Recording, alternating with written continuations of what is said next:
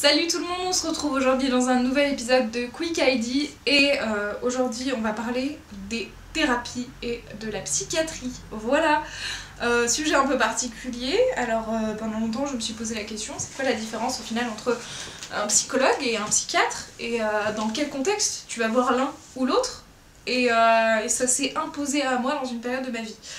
Alors vous le savez ou pas, mais il y a un petit moment déjà, je vous avais fait une vidéo où je faisais une pause parce que ça n'allait pas et je vous révélais que j'étais en dépression. Bonne année! Excellent moment. Donc en fait, j'ai commencé déjà par aller voir une psychologue il y a longtemps, en arrivant à la fac en fait. J'allais pas très bien à cette période-là pour diverses raisons relationnelles et sociales. Et en fait, je sais pas, ça m'aidait en fait d'aller la voir. Et c'est, à savoir une psychologue, c'est quelqu'un qui a fait des études de psycho, souvent dans des facs de lettres, langues et sciences humaines. Et ça n'a rien à voir avec la médecine, contrairement à la psychiatrie, puisque un psychiatre a, quant à lui, étudié, fait médecine et a ensuite pris cette spécialité-là. Donc c'est particulier. Quand vous êtes psychologue, vous ne faites pas de prescription, alors que quand vous êtes psychiatre, vous voyez des cas plus particuliers, des maladies mentales réelles, concrètes, qui sont plus graves que ce que peut traiter, je pense, un psychologue. Notamment tout ce qui est dépression, bipolarité, maladie mentale, genre schizophrénie, plein d'autres trucs moins graves, mais tout ce genre de choses, anxiété, voilà, bref, plein de choses. J'ai commencé donc par aller voir une psychologue qui était très gentille et j'ai eu beaucoup de chance de tomber sur quelqu'un comme elle parce qu'elle était à l'écoute, ce qui est la base quand même d'un psychologue, mais voilà. Et en fait j'y allais à l'époque pour avoir un soutien et pour avoir plus confiance en moi. En fait souvent j'avais des problèmes, je lui en parlais, je partageais mon mal-être pour que ce soit moins dur, avec quelqu'un d'extérieur qui soit pas impliqué forcément dans la situation. Du coup, souvent quand j'allais la voir, je lui disais bah, j'ai tel problème, je pense à telle solution ou j'imagine ça, et en fait elle m'appuyait, elle me confortait dans les décisions que j'allais prendre en fait. Donc en gros, j'avais pas de solution à des problèmes, c'est juste que j'avais du mal à les vivre et j'avais besoin de soutien pour les vivre et passer à la suite. Jusqu'à un moment où dans ma vie ça n'a plus été, enfin ma vie allait relativement bien, mais psychologiquement j'allais dans ma tête pas bien du tout. Et c'était de pire en pire et j'ai mis beaucoup de temps à réagir parce que je me posais des questions.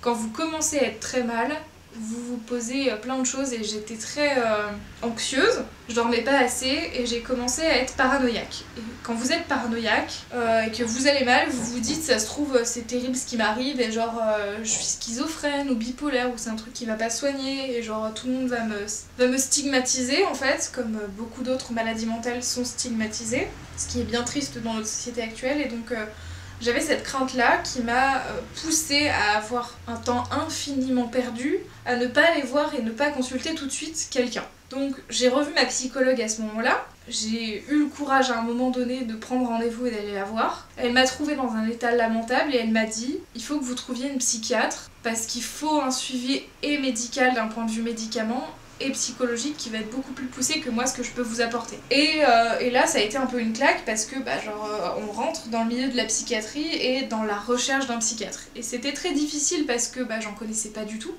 J'avais un voisin qui était psychiatre mais c'était inenvisageable parce qu'il est absolument pas objectif puisqu'il connaît ma famille, mes parents, mes grands-parents qui vivent dans le même immeuble, donc c'était impossible. Et je sais pas, je suis pas allée le voir pour exposer mes problèmes ou pour lui demander des contacts d'un collègue praticien en qui il avait confiance ou quoi. Et donc j'ai commencé par chercher ça et je suis tombée sur une première psychiatre qui très ironiquement exerce à l'arrêt de métro sans souci. Quand vous avez des problèmes et que vous avez des soucis et que vous allez à l'arrêt sans souci, c'est très ironique. Et au début je pensais que ce serait un signe positif ou je ne sais quoi. Et il s'est avéré que cette psy c'était une première approche catastrophique. C'est-à-dire que dès le départ, chose à ne jamais faire quand vous êtes majeur et que vous n'allez pas bien en partie à cause de ça ou je ne sais quoi, j'ai été à la première séance accompagnée de ma mère. Très mauvaise chose à faire, n'allez jamais à votre première séance de psychiatrie avec un parent. Ou si vous êtes mineur, faites en sorte que votre parent reste à l'extérieur en fait, parce que sinon vous allez jamais dire ce que vous pensez. Plus ma mère, quand je parlais de ce qui m'allait pas et de ce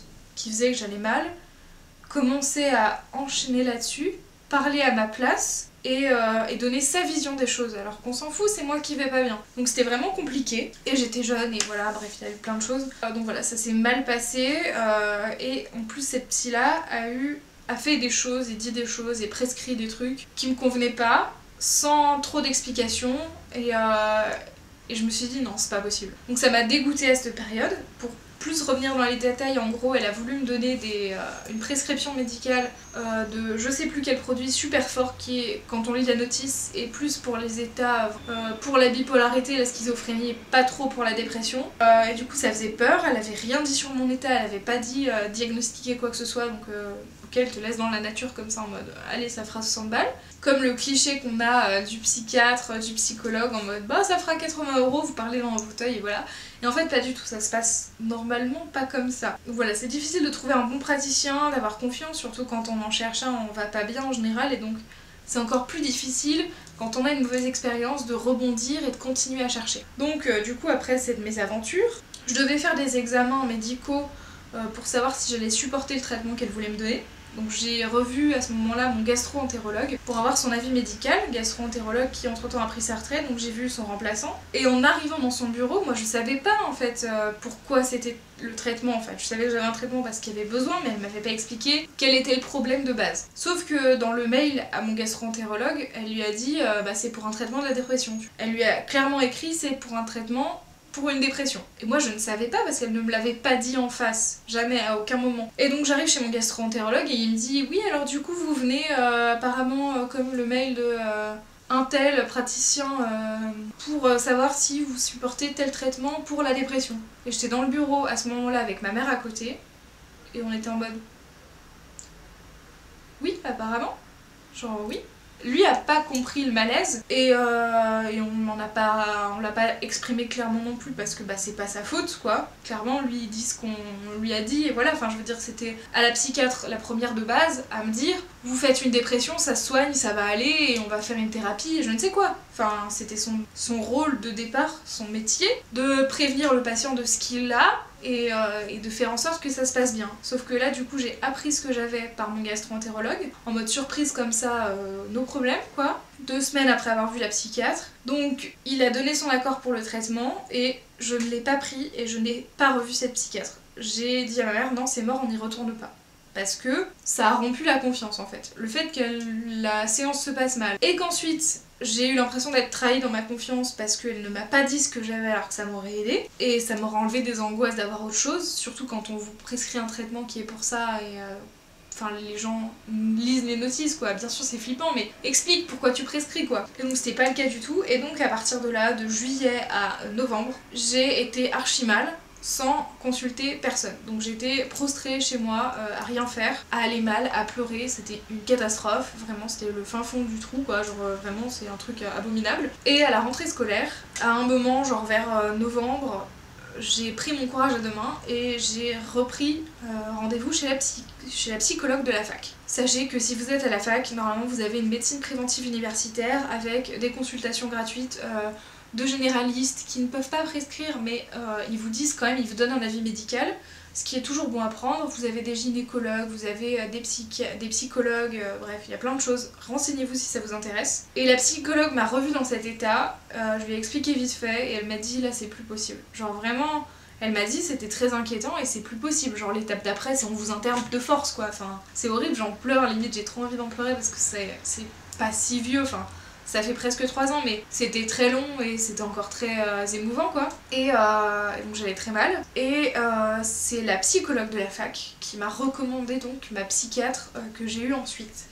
Puisqu'elle m'a dit écoutez si vous avez tant de mal que ça à prendre rendez-vous et tout, je vous donne des contacts et on prend rendez-vous ensemble dans mon bureau quoi, genre on appelle et voilà je vous aide quoi. Psychologue en or, je l'aime tellement d'amour, elle est plus à la MJ de ma fac malheureusement, elle a déménagé en Australie je crois, en Australie, truc de fou, ou au Canada, je sais plus l'un ou l'autre. Enfin bref. Et du coup j'ai commencé à suivre une thérapie avec ma psychiatre, la dernière en date, en janvier 2017. Et cette année en janvier 2019, on a arrêté la thérapie, ça fait 4 mois à ce moment-là que j'avais arrêté les antidépresseurs, le traitement, et ça allait de mieux en mieux, et donc là, ça y est j'ai fini, j'ai plus de thérapie, c'est derrière moi, je suis plus en dépression. Victoire!